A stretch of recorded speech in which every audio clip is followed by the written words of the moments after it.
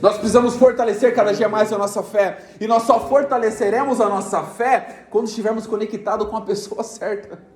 Nós só fortaleceremos o nosso espírito quando o nosso espírito estiver conectado com Deus. Nós só fortaleceremos a nossa vida quando entregarmos ela para aquele que pode mudar a nossa história. Nós só fortaleceremos, continuaremos caminhando para que o nome de Jesus seja glorificado quando entendemos que é Ele que conduz as nossas vidas e não nós. Prepare o seu coração. Deus tem uma palavra para você. Com Rodrigo Farias, no canal Discípulos Anônimos.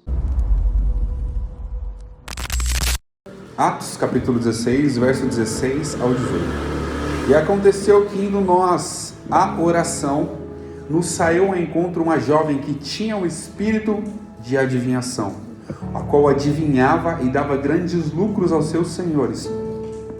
Esta, seguindo Paulo e a nós, clamava dizendo: estes homens que nos anunciam o caminho da salvação são servos do Deus Altíssimo.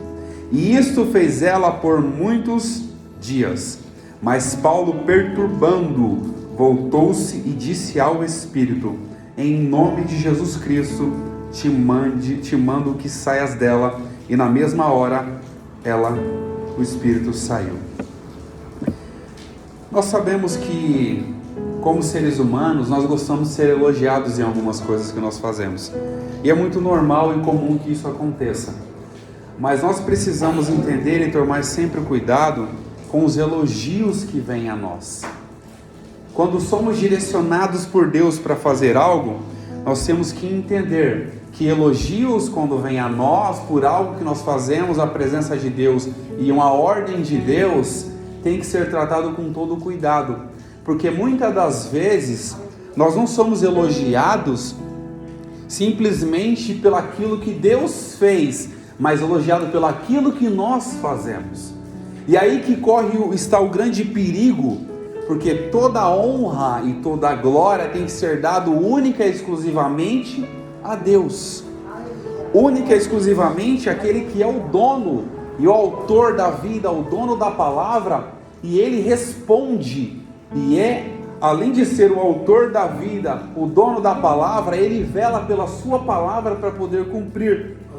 Então, dentro de nós, o nosso coração, quando fazemos algo, o elogio vem.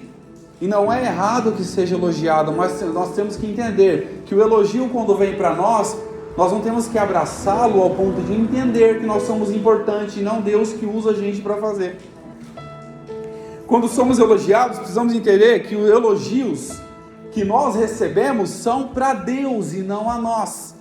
Porque há um risco muito grande quando recebemos elogios e abraçamos aquilo, nós podemos entender uma coisa, e até o nosso coração leva isso a gente entender, que nós somos importantes para fazer algo que qualquer pessoa Deus pode levantar para fazer.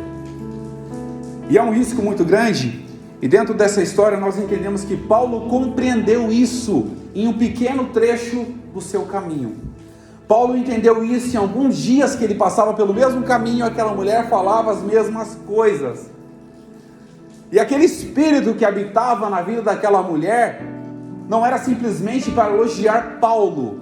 Eles falavam: esse que prega o caminho é um servo do Deus Altíssimo. Ou seja, ele estava direcionando o elogio para Paulo, para depois chegar em Deus. E nós sabemos que quando chega primeiro no homem, para depois de Deus, nós estamos transferindo a glória, porque a glória tem que ser para Deus, para depois lembrar que Deus usa as pessoas para fazer. Glória a Deus. Uma certa feita, um grande pregador, em um seu discurso, um sermão que ele trouxe, que trouxe grande impacto na vida das pessoas. Esse sermão foi tão poderoso e tão maravilhoso, que quando chegou o final da sua pregação, a pessoa chegou para ele e falou: boa essa palavra, que palavra forte. Ele falou: o diabo me falou a mesma coisa. Por que ele falou isso? Porque ele entendeu que aquela pessoa queria exaltá-lo e não exaltar o nome de Deus. E foi o que Paulo entendeu quando encontrou com essa mulher, que essa mulher não queria exaltar o nome de Deus, mas queria exaltar o nome de Paulo e antecipar aquilo que os homens queriam fazer com Paulo, que era, além de apedrejá-lo, fazê-lo sofrer, queria colocar ele em um altar, em um pedestal. E a nossa vida não é para estar em pedestais, a nossa vida é para estar diante da presença do Senhor, com a cabeça baixa, com os joelhos no chão, para que o nome de Jesus seja sempre glorificado e jamais o nosso. Quando nós chegamos aqui diante da presença do Senhor, quando reunimos como igreja diante da presença do Senhor, nós precisamos entender uma coisa, que pode faltar as pessoas, e às vezes faltam as pessoas, mas quem não pode faltar nessa reunião é Jesus, que vai ser adorado. Uma certa feita, chegaram para mim e falaram: nossa, irmão Rodrigo, como você fez falta. Aquilo me doeu um pouco, ao mesmo tempo eu senti honrado por fazer falta, mas me doeu porque Jesus, que não pode faltar na reunião, eu posso. O irmão Zé, você não pode faltar, mas Jesus não pode faltar. O pastor pode faltar, mas Jesus não pode faltar. É Ele que sempre será o centro de tudo. Amém. Glória a Jesus. Paulo entendeu isso, que aquela pessoa queria conduzi-los a ser talvez honrados, porque falou: esses homens são o quê? Servos do Deus Altíssimo. Louvor a ti pertence, meu rei. Estavam direcionando essas honras para aqueles homens. Estava direcionando a honra e talvez até mesmo tentando mover o coração. Você pode observar que essa mulher fez isso em vários dias, porque ela estava tentando, talvez usada pelo aquele espírito de adivinhação, que não era um espírito de Deus, estava sendo usado por aquele espírito de adivinhação, para que insistisse tanto, para que aquelas pessoas se achassem importantes. Mas Paulo, no decorrer dos dias, começou a entender que aquilo perturbou o coração dele. Algo que traz elogios demais para nós e perturba o nosso coração, faz-nos entender o quê? Que nós somos pequenos. Como João fala, o importante é que ele cresça, e que o importante é que ele cresça e eu possa diminuir. O importante é que eu me abaixe cada dia mais diante da presença dele, e a glória dele se apareça dentro de mim. Paulo foi totalmente compreendedor de tudo que aquela mulher estava tentando fazer. E aqui deixa claro que ela tinha um espírito de adivinhação. E não era um espírito de Deus. Não era um Espírito Santo que havia levantado a igreja. Era um espírito maligno, porque era usado para dar lucros para aqueles homens que estavam ali. E como nós sabemos, quando trata de algo para dar lucro, não é o Espírito de Deus, é o espírito do engano. Porque o Espírito de Deus não veio trazer lucro para o homem, mas veio trazer a convicção de que o homem precisa de Jesus para ser salvo. O Espírito de Deus veio convencer o homem do pecado, da justiça e do juízo. E é só Ele, por intermédio da palavra, que abre o nosso coração para que Ele possa fazer isso. E dentro dessa história nós começamos a compreender todas as dificuldades de um homem ao ser elogiado e todos os cuidados que ele deve ter quando for elogiado. Nós somos elogiados, e muitas das vezes nós somos elogiados, mas se não tomarmos cuidado, isso pode subir aonde? O nosso coração. Quando achamos os importantes, nós esquecemos que importante é aquele que nos chamou, não nós. Quando achamos que somos importantes, nós começamos a fugir e entender que aquele Deus que nos chamou, logo Ele está nos usando, mas nós nos achamos importantes por isso. Nós não somos tão importantes, mas Deus é importante, porque chamou a cada um para o seu objetivo, a sua vocação, e a glória sempre será dele. Para a gente poder entender melhor toda essa questão histórica, no capítulo 15, eles iniciaram uma assembleia. A assembleia que essa começou a discutir alguns assuntos, porque os homens da Judeia queriam que aqueles que convertessem ao evangelho, ao cristianismo, tinham que se circuncidar, ou seja, colocaram a lei acima da graça. Então começou a entrar naquela discussão, as pessoas entraram naquele mérito, e de repente se reuniram para que fosse discutido aquilo. Logo Pedro tomando a palavra, e Paulo também contando sobre o testemunho, que havia os gentios haviam sido recebido a graça, recebido o poder, haviam sido batizados com o Espírito Santo, e logo Pedro falou: nós não podemos colocar esse peso nas costas dele, porque nem nós mesmos conseguimos carregar.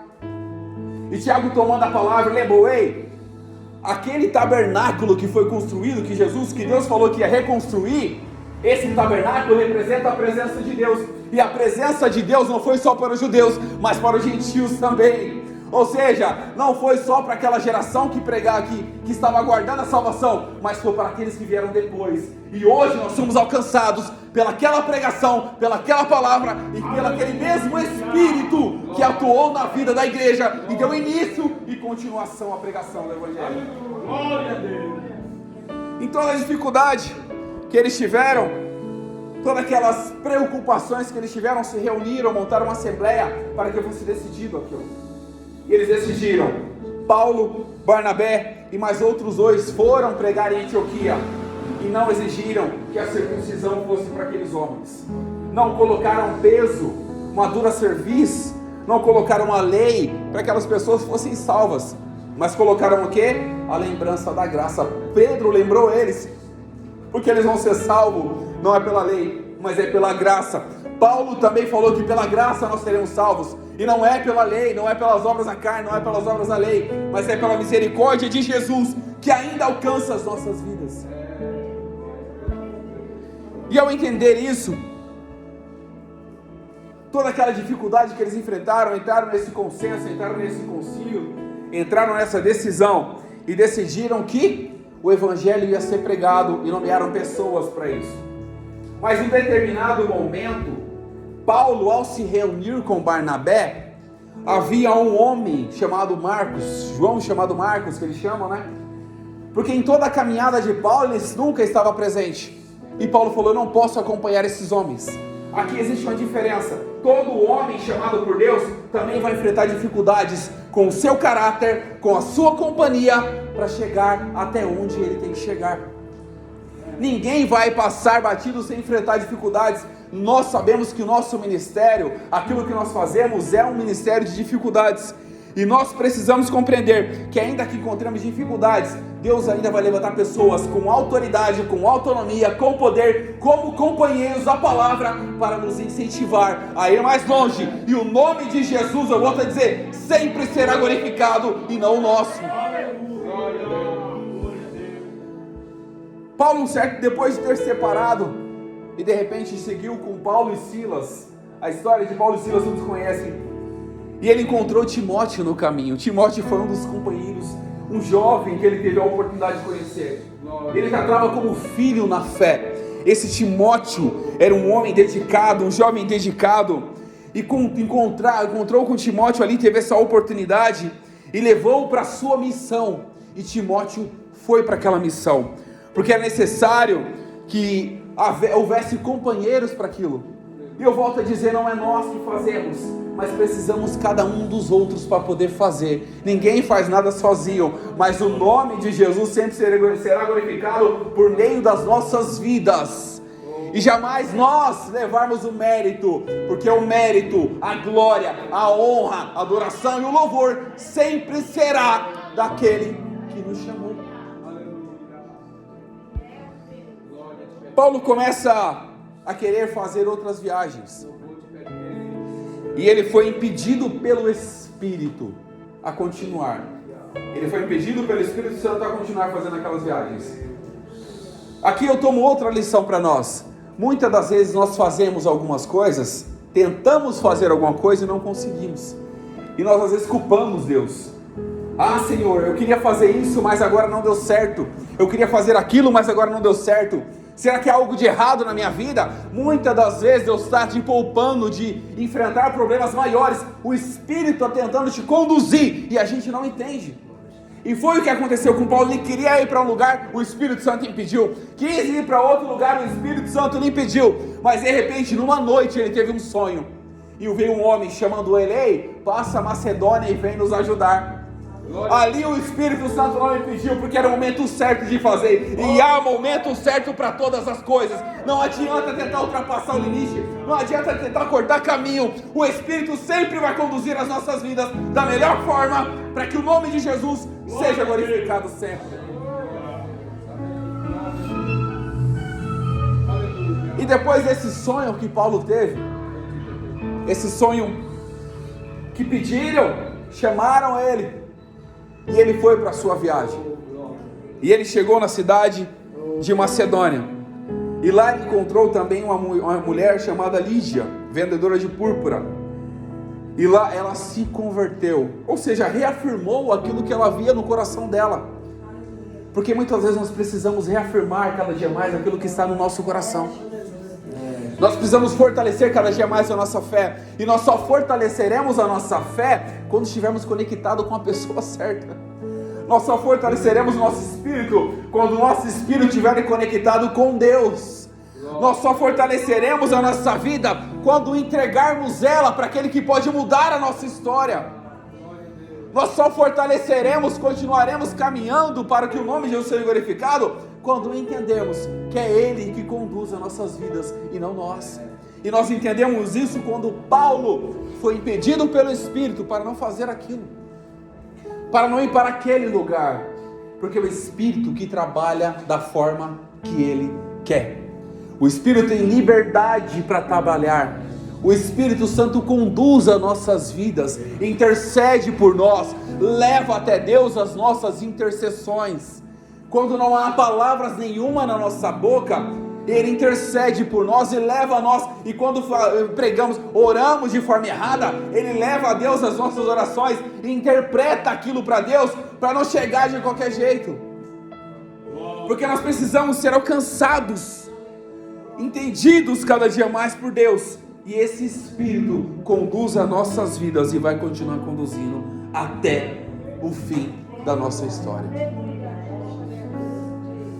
E aqui nós voltamos para a história da jovem com espírito de adivinhação.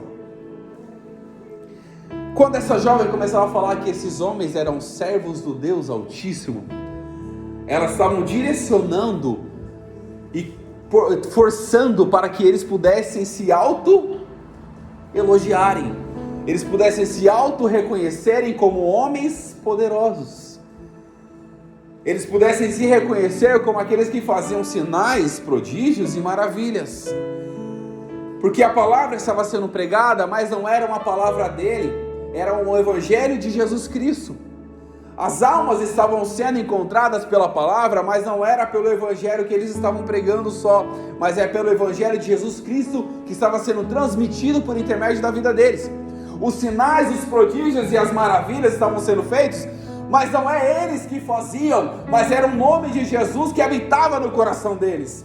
Muitas pessoas ainda levam como amuletos, porque Paulo, quando curava, até o lenço que as pessoas usavam ali, que estava diante de Paulo, curava as pessoas, mas não era o lenço, mas era o nome de Jesus que fazia milagres. E as pessoas ainda querem colocar altares, querem colocar lenços, querem vender copos de água. Por quê? Para tentar dizer que aquilo é abençoado, mas não, abençoado é o nome de Jesus nas nossas vidas, e não aquilo que é oferecido. A glória ainda sempre será até o fim de Jesus, ainda não sempre será até o fim de Jesus, e jamais o ser humano. Nós estamos colocando amuletos acima do nome de Jesus. Foi o que eles fizeram, eles tentaram colocar a circuncisão acima da graça. Ou seja, na época antiga, em que havia aquelas vendas de indulgências, e que as pessoas tinham que pagar para serem salvos. Ei, a salvação é de graça, nós não precisamos pagar isso, porque Jesus já pagou na cruz com seu sangue, e nós somos reflexos da glória de Deus. Só basta a gente abrir o nosso coração, para que o nome de Jesus seja glorificado por intermédio das nossas vidas. Algo interessante que eu observei nessa história, que eles estavam indo para oração. Eles não estavam caminhando a qualquer lugar ou fazendo qualquer coisa. Eles estavam indo para oração. E nós sabemos que as tentações não vêm de Deus, porque Deus a ninguém tenta, porque Ele não pode ser tentado pelo mal. Ele pode provar a nossa vida, mas não tenta a gente. Logo nós observamos que eles estavam indo para a oração. Alguém estava tentando parar a caminhada deles. Porque a oração, nós sabemos a importância que é o nosso contato, a nossa comunhão, a nossa comunicação com Deus. E de repente no meio do caminho, nós entendemos que algumas pessoas ou alguns inimigos usados até mesmo a guerra espiritual, para tentar parar a nossa caminhada, o nosso contato com Deus. E jamais deixe que ninguém te impeça o seu contato com Deus. Eles estavam indo para a oração, mas eles não deixaram ser levados pelos elogios. Eles estavam indo para a oração, mas eles não deixaram ser levados, muito menos parado, para olhar para aquela mulher e agradecer pelos elogios. Mas eles continuaram a sua caminhada, e durante dias eles continuaram indo para a oração, não pararam de ir para a oração, chegaram até a oração, oraram a Deus, entregaram todos os dias as suas vidas para Jesus. Mas algo incomodou a vida de Paulo, porque o mesmo Espírito que impediu Paulo de continuar a viagem, levantou uma questão no ouvido dele. Falou: peraí, eu vou conjecturar, que talvez ele deve ter observado, mas peraí, a glória daquilo que eu faço não é minha?